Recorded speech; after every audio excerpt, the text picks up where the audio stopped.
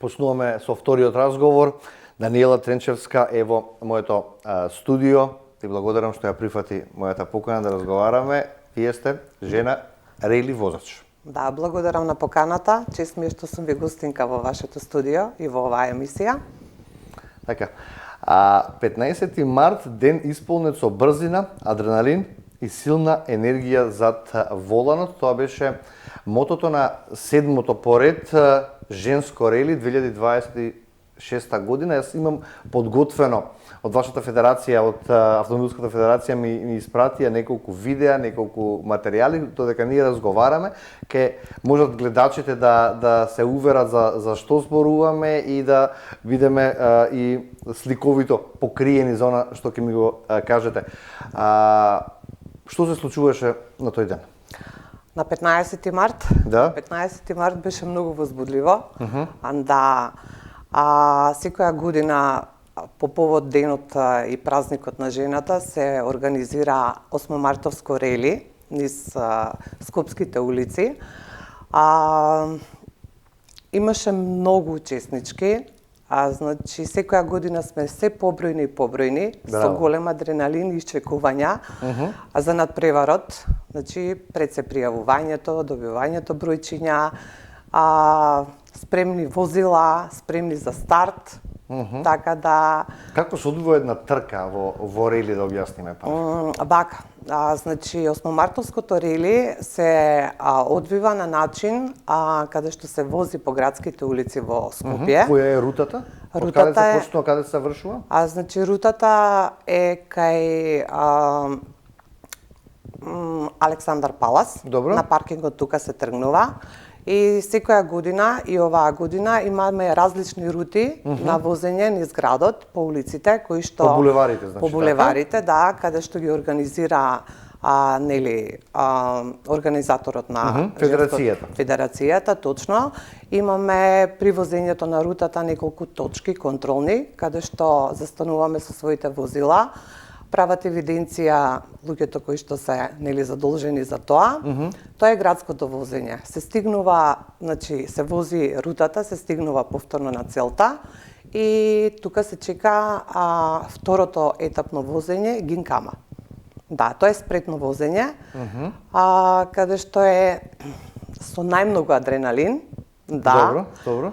Тука вештината на возењето и брзината треба да биде на највисоко ниво и концентрација на возачот и на совозачот. Поразлично е тоа што градското возење се внимава и на ограничување на брзината. Добро.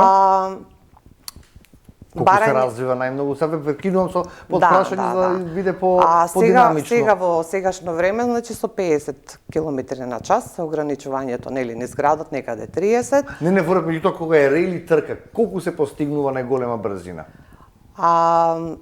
Не го возиме од тој тип, го возиме по рута, по улици, кои што се веќе однапред дадени на мапата. Треба да ги погоди сите улици, да ги помине, да ја помине целта со сите улици предвидени во дадената мапа каде што ја прави организаторот. Да. Немаме трки низ градот. Додека непречено се одвива сообраќајот. Да. Вие треба да влезете да возите додека се тече сообраќајот без никаков застој. Да. И тоа е умешност. Да, тоа... Да возите таква машина, а да не можете да стиснете малце повеќе? Да, тука малку е како хендикеп, нели? Да, меѓутоа, сепак, значи, многу е интересно затоа што не го загрозуваш сообраќајот. Јасно. Возиш по правила, имаш одредено време на тргнување, одредено време на стигнување на целта. И за колку време се поминува трасата? Имаме време, значи, од 30 до 35 минути, меѓутоа ние поспретните шофери, така да речам, возачи, да, од 20 до 25 минути веќе стигаме на целта и си го чекаме своето одредено време за влегување на целта за второто етапно возење. Адреналинскиот што го рековте момент? Адреналинското е Гинкамата. Добро, што е тоа? Тоа е полигон направен со ќунови, Аха, да ги поминувате. Да, со рикверц возење, со кружно возење, значи као кружен тек. Да. Тоа е кај Борис Трајковски, претпоставувам на полигонот. Да, точно. Да, тука е многу интересно. Се работи за старт, нели? Да, на возилото. Што е пресудно? Пресудно е брзината, да, и голема концентрација, да не се направи грешка. Искуство големо, да. Пред секое возење на гинкамата, значи ние, учесниците, го разгледуваме сето тоа, теренот, па и годиме и пешки да видиме како тоа, нели, можеме да го извозиме со нашите возила, затоа што се работи за помали возила и погарабитни возила. И пред секој надпревар, значи имаме тест возило, кое што ни ја покажува рутата на гинкамата, и ние спрема тоа се водиме кон, нели, надпреварот и постигнувањето на брзината и целта, без грешка. Колку е важен тимот за вас? Многу. Колку е важен механичарот? Предпоставувам дека секој си има во тимот механичар, секој си има навигатор, оној што треба да каже сврти сега лево, тука сврти десно, заквачи подрачна кошница или стичнете само нафрлом.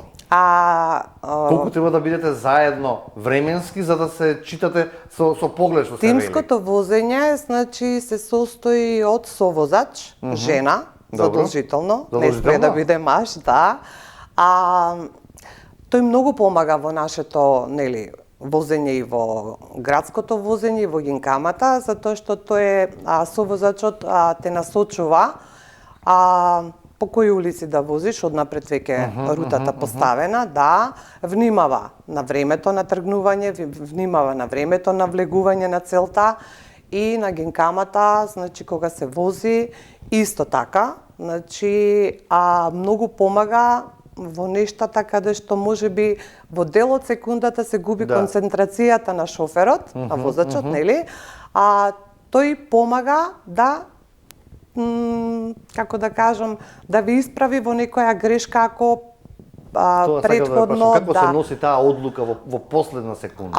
Одлуката и колку може да биде опасно. Одлуката во последна секунда, значи, се носи со многу голема концентрација, затоа што тука има и многу публика и возила внатре на паркингот, каде што, нели, етапно се чекаат да влезат на својата цел.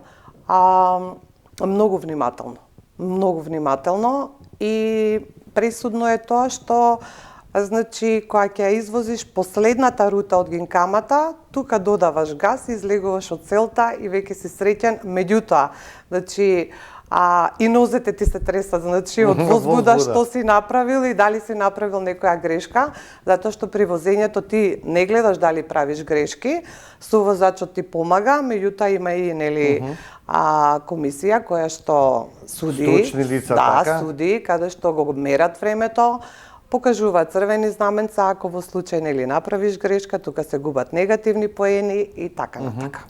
Се рушат ли стереотипите со ова што го правите вие сега во еден традиционален машки спорт, би се рекло, без никако никого, нели, да навредам или нешто, сепак женско рели не е толку популарно во Македонија? Се рушат, да, со тоа што значи, и колку сметате дека сега жените се подобри возачи од мажите? Во секој случај, да. 100%. Да. Одличното моје искуство, јас сметам дека сум подобар шофер и од многу мажи. Како почна вашата рели приказна, ме интересира? Мојата рели приказна... Како вие завршувате овде и дека ми кажавте пред да се вклучат камерите дека 10 години сте активна возачка, така? Да.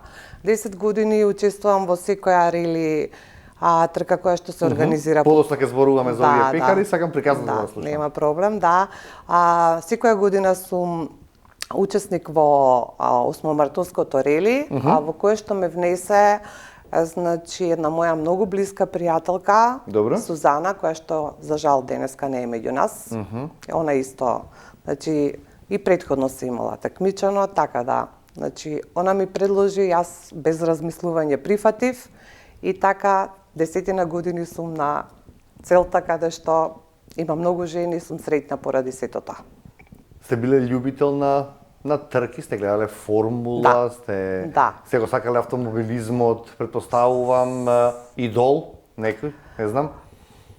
Па идолот, да речам, машките возачи, шофери, ми бил единствено татко ми. Навистина? Да. И тој не е меѓу нас, меѓутоа, значи,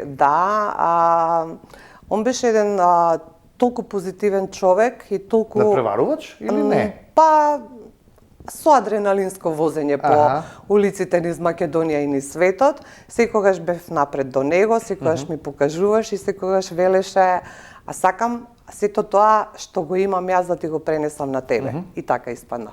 Веносол на трките во Скопје? Некогаш? Како мала, да, меѓутоа многу одамна, да. Со какви предизвици се соочува жена која што е во овој спорт во релито?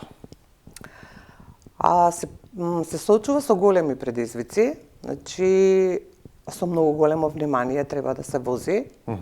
Тоа е адреналинско возење каде што треба да внимаваш да не се направи некоја сообраќајна несреќа, нели? Затоа што тоа возење се одвива, нели, пред малку кажав и сега ќе повторам, значи во нормален сообраќај, да, низ улиците низ градот, и со многу публика на, нели, гингамата кога се вози, значи пред се многу голема концентрација, многу големо внимание, предизвикот е голем, меѓутоа и одговорноста е голема во сообраќајот. Кажете, како се подготвувате, па и физички, па и психички за една трка? Што прави еден рели возач? Еден рели возач се вози секој ден, да, нели, одлично моје искуство, и во Скопје, и надвор од Скопје, значи, надвор од Македонија. Тоа е уствари секојдневното возење, секојдневното искуство, па доаѓа до тој момент да се одлучиш да се надпреваруваш во нешто кое што... Да бидеш спретен? Да, да бидеш спретен и подготовката, можам да кажам, психички е малку поголема отколку физички, затоа што ден пред надпреварот секогаш има возбуда. Што ќе биде утре, нели? Колку учеснички ќе има? Добра конкуренција имате? Имаме, да. Овие 2 години, минатата година, значи и оваа година, имаше премногу пријавени учеснички на наше големо задоволство. Минатата година беа околу 100 возачи, со сувозачи околу 200, годинава беа 60. Предходните години, нели, со оглед на и короната не фати и така натака, бевме во помал број. Меѓутоа, едно многу се радувам што гледам се помлади и помлади учеснички во сообраќајот, да, и тоа со спремни возила, украсени, стартни, да прашам и за возилата. Се надпреварувате во категории, не знам, во кубикажи, како тоа? Во 4 категории сме. Во 4? Да. Значи, првата категорија се состои од 1200 кубика на возилото, втората до 1400 кубика, третата категорија до 1600 кубика и четвртата е од 1600 па нагоре. Да. Така да, сите тие категории се поделени во кубикажа, каде што учесничките во рели возењето си се пријавуваат секој во својата категорија. И, значи, спрема категориите е надпреварот и учеството. Освен на градска средина се вози по ридско-планински, не знам, по земјени, по предели, негде по снег, каде што уште толку би се качил адреналинот. Вака, до сега немаме таква организација, меѓутоа би било пожелно да има, за да, нели, и тој адреналин го почувствуваме. Ние возачите што сме редовни во сообраќајот сме се соочуваме со секакви временски непогоди, меѓутоа, нели, сепак е тоа искуство, да, и со снег, и со дожд, и со мраз, и така натака. Имаме конкуренција, квалитет, да се надпреваруваме на светско ниво, на европско ниво? Имаме. На моје стварно големо задоволство имаме многу квалитетни жени, шофери, кои што заслужуваат да бидат и надвор од Македонија видени, и мислам дека нема да се обрукаме во тоа. А капацитет федерацијата има да организира едно такво првенство кај нас? па можеби и да. Да, морам да кажам дека требаше тука да имаме представник од Федерацијата, меѓутоа поради здравствени причини не можеше да дојде колешката на ова гостоње, меѓутоа договоривме дека ќе има уште неколку настани во однос на автомобилизмот за жени, па ќе биде повторно повикана вашата колешка.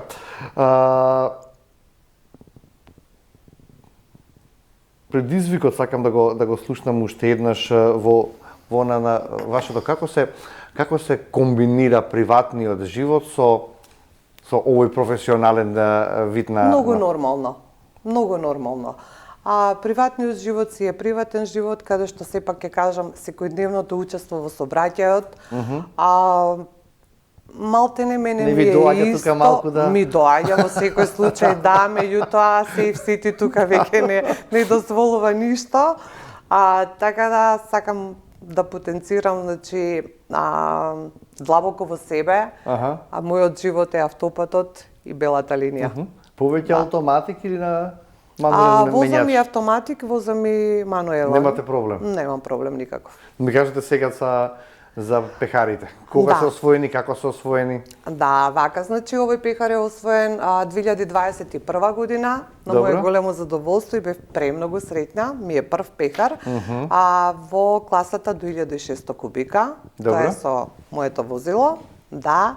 Овој пехар е освоен 2023 година во класата од 1600 кубика нагоре, значи второ место освоив. Морам да, значи, ги поздравам моите сувозачи, мојата ќерка Маријана, мојата пријателка Сузе, која што возевме заедно, и другата ќерка ќе ја поздравам, и она ми била сувозач.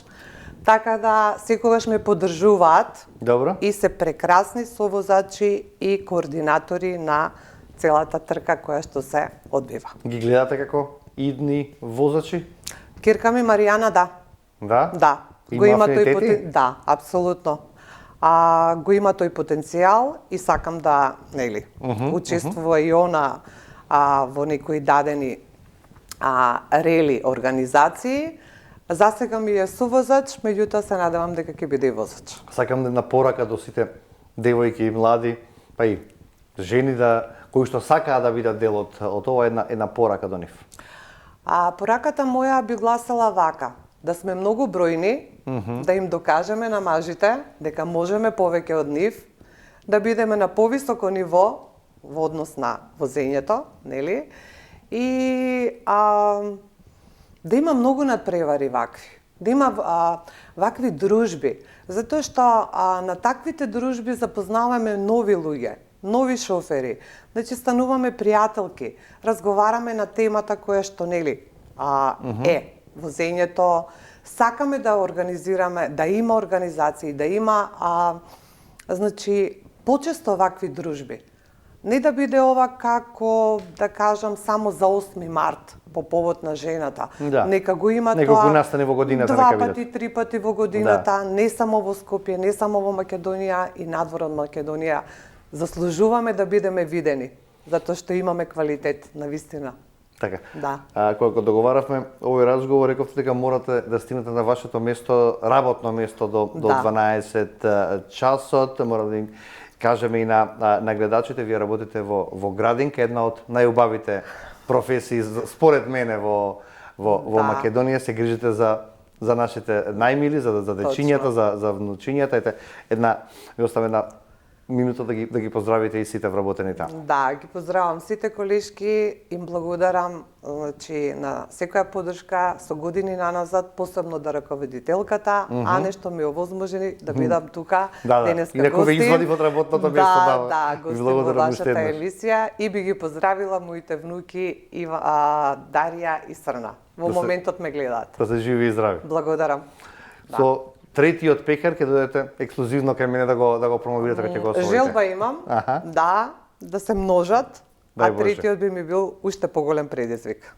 Да. Боже, така. Ви благодарам уште еднаш што бевте дел од Студио 10. Нема на што, благодарам и на вас. Почитувани, ќе направиме тука уште една кратка пауза, па се враќаме во студиото.